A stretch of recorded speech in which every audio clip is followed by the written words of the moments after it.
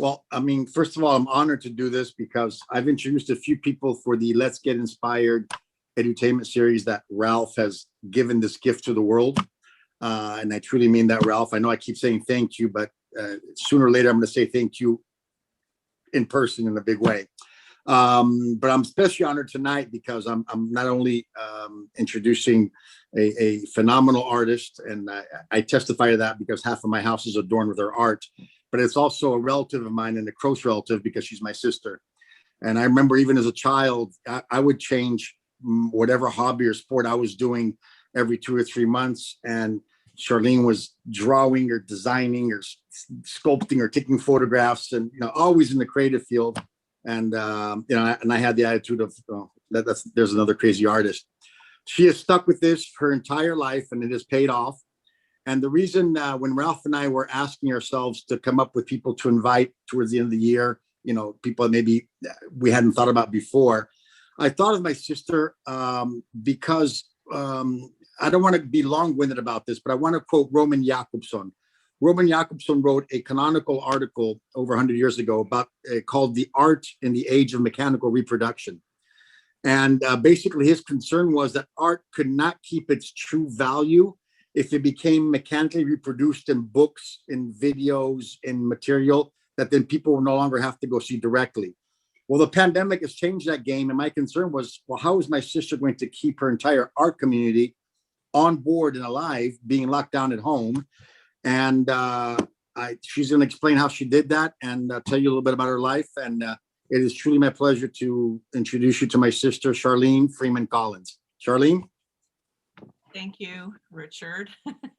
I'm very touched by that. So I opened up my art school about 5 years ago. Before that, I was teaching at a lot of different art colleges. I felt like I was always teaching from one place to another. And it was a lifelong dream to open up my own art school.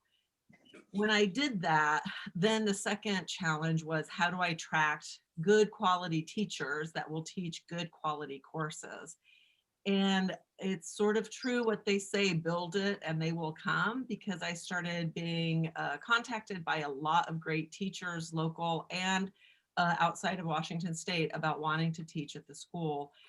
Everything was going great at the school. We had about 20 teachers. We teach art programs for children, then we teach art programs for teenagers, and we have art programs for adults. And everything we teach, from just beginner hobby courses to professional courses where people want a career in the arts. Then the pandemic hit, and obviously none of the classes could be in person anymore, and we weren't sure what we were going to do. So I had a few Zoom meetings with my teachers, and about half of them said they wanted to try teaching art online.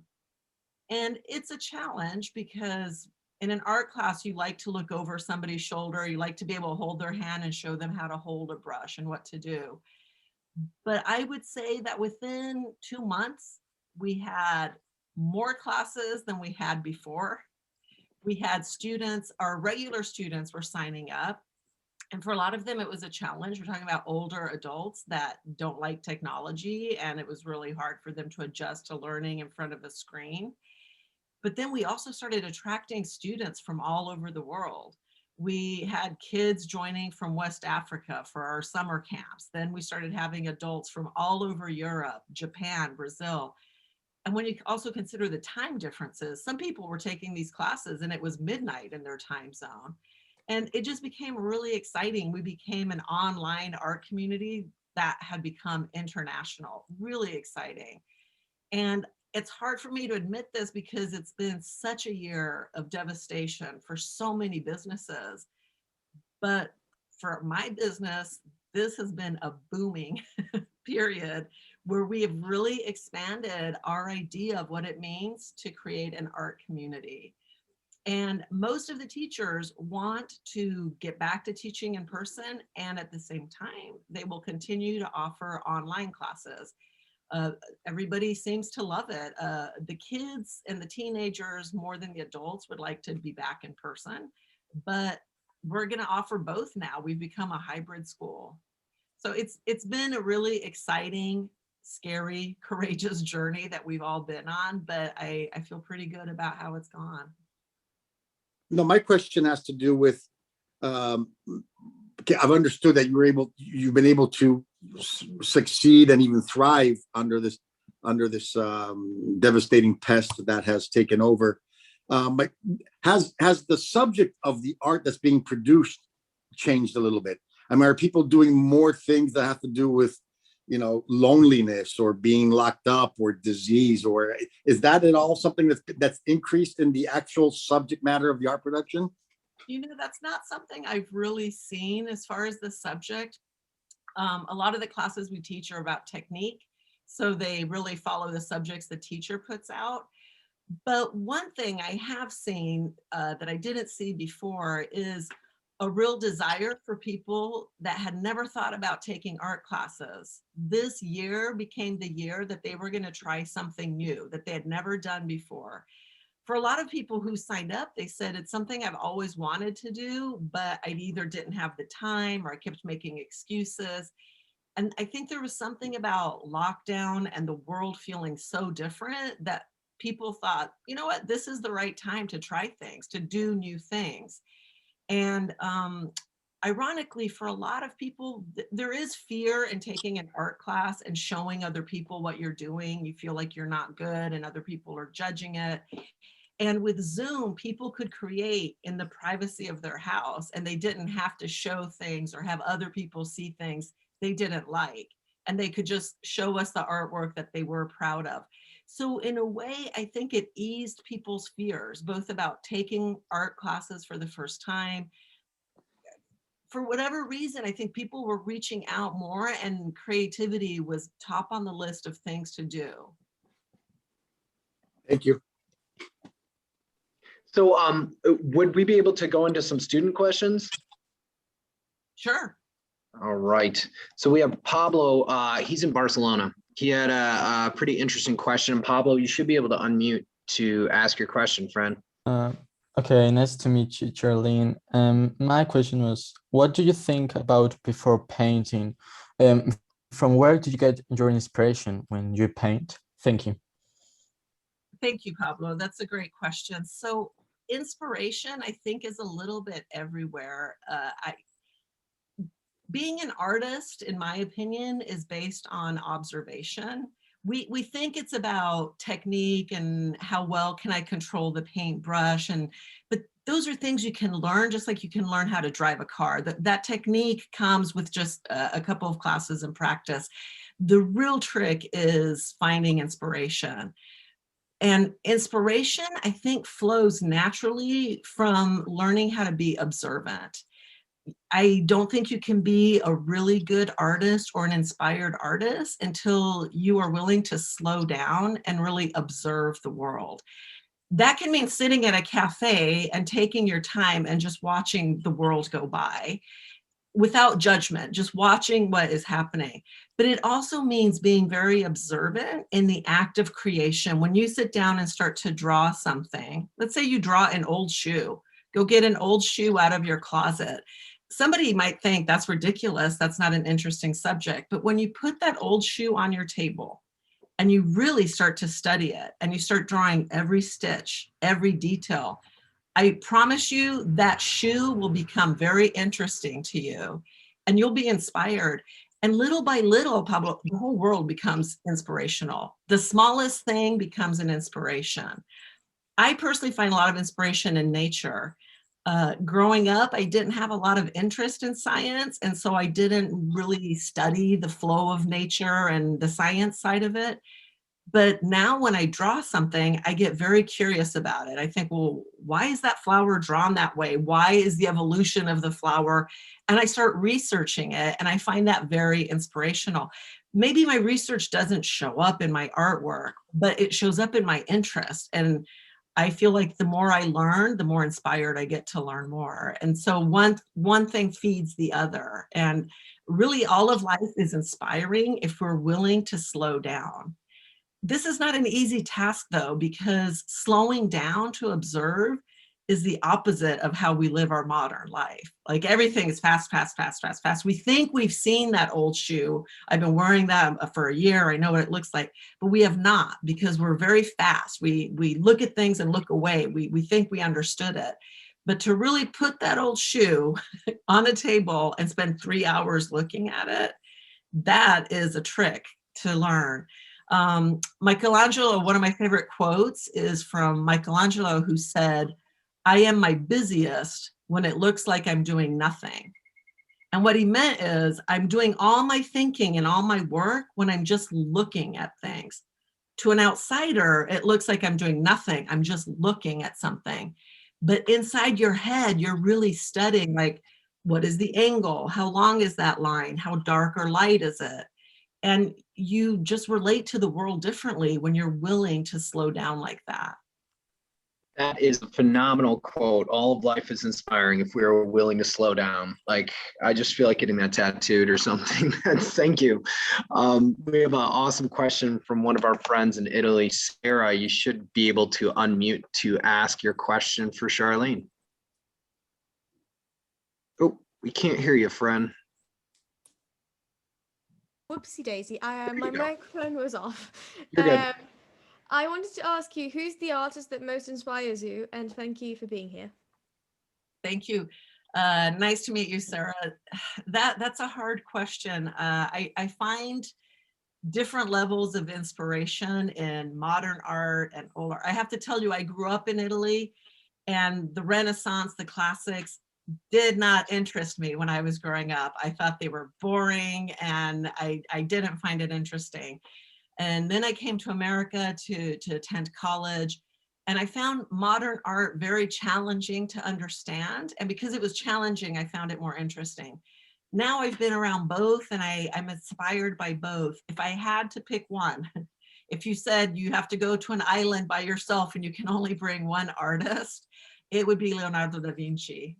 I think he was a genius about geniuses, and not so much his finished paintings. I'm still not very moved by his finished paintings, but his sketchbooks, to me, his notebooks, they show the mind of a genius like no one we have ever seen before. I don't know if you have seen them. They've been published in books, you know, and on one page, there's the most delicate, sensitive drawing of a flower. And on the next page is an engineering diagram, understanding how water flows to be able to build dams for Milan. You know, like he was just all over. And one thing that's fascinating about him, he had no formal education because he was an illegitimate child in the Renaissance period. He was not allowed to attend school. So he's all self-taught. And that may have done him a service because he never distinguished between art and science. To him, everything was learning. There was no boundary between subjects. So when he became fascinated with something like how water moves, then it shows up in his paintings. It shows up in his engineering diagrams. It shows up everywhere. And he was like that about everything. Human anatomy, he wanted to understand how to draw the body more correctly. But instead of just studying a model in his studio, he started doing autopsies on bodies. And the drawings he did from these autopsies have now been compared to, there's a book that the medical community uses and has used for centuries. It gets updated every 10 or 20 years, called Gray's Anatomy. There was a TV show also called Gray's Anatomy, but it's based on this book that all medical students have to study. And every time it gets updated, it incorporates new technology. So the new Gray's Anatomy has CAT scans and MRIs and X-rays. They have compared that to Leonardo da Vinci's drawings. They put the X-ray on top, and his drawings are exact. He was like an X-ray machine of his time. And this because he had an interest in how to draw a person correctly, which led him to want to study how the human body's put together. And that made him want to do autopsies. His notes in his sketchbooks in the autopsies are everything from how to make a face look more angry or happier to things like, I think this man died of cirrhosis of the liver. He became a doctor from his own curiosity. So to me, that curiosity and that ability to translate it into what he was studying and doing is unparalleled. So I would take Leonardo da Vinci to the island with me. That's great.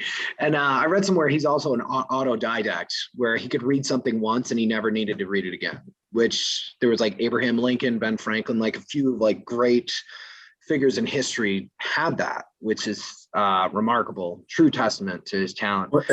Ralph, if I can tell a story, because Charlene mentioned Leonardo's obsession with sketchbooks, if you will. I obviously had vacation with my sister and her husband over the summers, and 2 summers ago, the 2020 sort of threw my whole calendar off schedule, but 2 or 3 summers ago, we were sailing, and we are going from everywhere I go with my sister. She's got her sketchbook out from the first coffee in the morning to the last glass of wine after dinner. And it's a bit, you get annoyed at people who are taking photographs of you all the time. She's sketching everything, so you got to make sure you're always looking. In any case, we're on this boat. We're in 40 knots of wind. We're in 15-foot swells. People are, excuse my theatrics here. People are vomiting on the side of the boat, and there's Charlene with her sketchbook in the back table sketching. I don't know what, but just could not detach herself. And I guess I just found out that part of that comes from her inspiration from Leonardo, I guess. But Charlene does these great sketchbooks that to me look like cartoon animation, with the little balloons saying what's happening, and the recipe we just had that dinner, the painting we just saw, or describing something we just saw in the water. Fantastic way to tell the story and narrate a vacation. Absolutely. And one of the things that I find absolutely remarkable about Charlene's work is the watercolor is very difficult to produce. My father is an artist, and he says it's one of the most difficult forms of art that you can do. So all of you students out there, be sure to check out Charlene's art school website. We have a couple more questions from the kids, if that's all right. Some of the kids don't have working microphones, but they emailed it to me. And one of the students wants to know, does your creative process ever adapt to other parts of your life other than your work? Oh, great question. It does. I find that the more flexible I am with my creative process, the more I can get done. For example, Richard brought up my sketching when we travel. I used to feel like I didn't want to sketch in front of other people. I didn't want to be, it felt a little pretentious to be out in a group and, oh, I'm going to pull out my sketchbook and sketch. But I also worried that I was slowing down everybody. But then I had to decide what's more important, to be part of the group and just go along with everybody, or my sketchbook. And when we travel, I take groups of students to Europe, and we sketch our way through Paris, and we go to Verona, and we go to London, and we just sketch everywhere.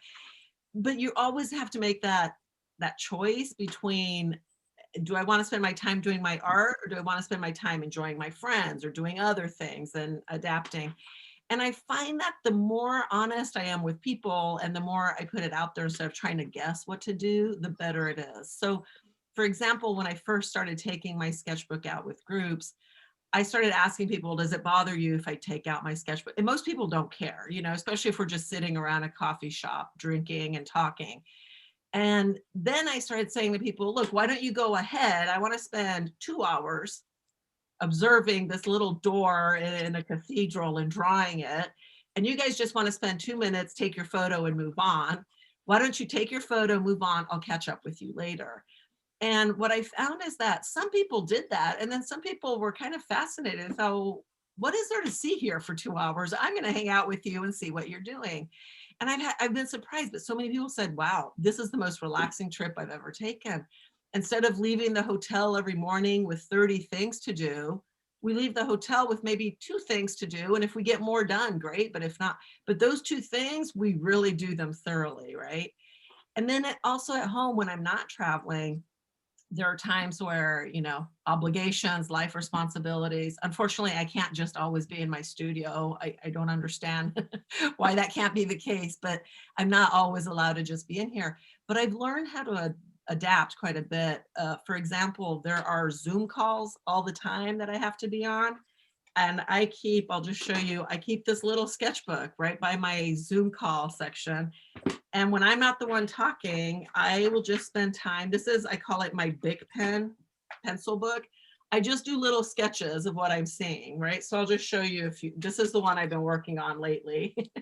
But even when Richard, when we do family calls, here's one of my dog, this woman, and these are super, like just a big pen, right? And a sketchbook. So this is the way I've adopted to be able to still be creative, even if I'm doing other things. And it's not that I'm distracted. I can sketch and do this and still have a full focused conversation with you. You learn little ways. I also have a little kit just like that that's always in my purse. So if I'm out running errands or I have to go to the doctor and it ends up being that I'm in the waiting room for 45 minutes, instead of sitting there being annoyed or flipping through Facebook all day, I pull out my little sketchbook and I'll sketch the person sitting across from me. It's an easy way. Like, we have more free time than we realize. There are more pockets of time where you can really be creative throughout the day. You just have to make that effort and set yourself up. So my sketchbook for in my purse is not much bigger than this. I have a little kit like this. There are also watercolor supplies come like this, if you can believe it. These are little sheets of watercolor. So I can just throw this in my purse, little brush with pen, I'm ready to go, you know. So I used to get really annoyed having to wait, but there are ways to work it in your creative process, to work it in busy schedules. That's great advice. And it almost sounds like it's cathartic or therapeutic in a way when you have that creative mentality. Yeah, I definitely, and again, it's because instead of being upset that I'm waiting, I'm very impatient if I have to wait in lines, or I really hate it. And now waiting kind of makes me happy. It's an opportunity to spend half an hour in my own head drawing or doing whatever I want. That's absolutely wonderful. And so before we let you go, is there any advice that you could give to these kids as they kind of go off into the world, as somebody who's a leader in your field? I mean, you're incredibly talented, and the work that you have at your art school website is amazing. And please, students, be sure to check that out. The website will be in the video just below. What kind of advice would you have to these kids as they kind of go off into the world, and whether they want to go into art or not? What kind of wisdom could you impart on them? Well, my personal belief is that we're all born to be creative. I really think everybody longs to make things with their hands, whether it's writing, music, cooking, sports. All of this I feel is an act of creation, right? And for whatever reason, as we get older, especially once you hit your teenage years, we start being embarrassed about that, and we don't like what we're creating. We don't think it's good enough. And then you turn around and you're 40 years old and you haven't touched a drawing since you were 10, or, you know, I would say don't give in to that embarrassment. It's a longing. It's a really natural longing. And I think it's a really healthy thing. Find things that bring you joy, that when you create, whether it's sketching, writing poetry, cooking, whatever it is, and pursue it in small ways or in big ways. But don't turn away from that. I think that turning away from our own creativity makes us a little bit smaller people, and we're not as connected to our world. So just find what inspires you and be open to it, pursue it.